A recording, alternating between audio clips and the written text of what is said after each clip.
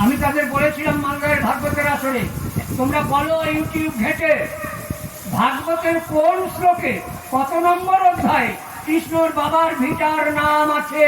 যদি কোনো কীর্তনিয়া বলতে পারেন, যদি কোনো বাউল বলতে পারেন, যদি কোনো কবিয়াল বলতে পারেন, আমার সশ্রদ্ধ দণ্ডবত প্রণাম।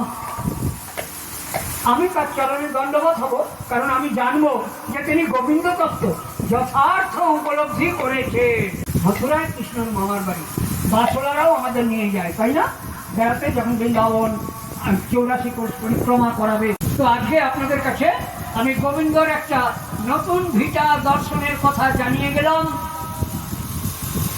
আপনারা আগামী কীর্তনিয়াদের কাছে, বাউল গায়কদের কাছে, কবিয়ালদের কাছে ঠিকানাটা জেনে নেবেন, কিন্তু তাদের সঙ্গে সঙ্গে বলবেন ভাগবতের কোন শ্লোকে কোন অধ্যায় সংস্কৃতে কোথায় লেখা আছে যে এই জায়গাটি হলো ভগবান শ্রীকৃষ্ণের বসুদেবের, ওনার পিতা বসুদেবের পৈতৃক ভিটা।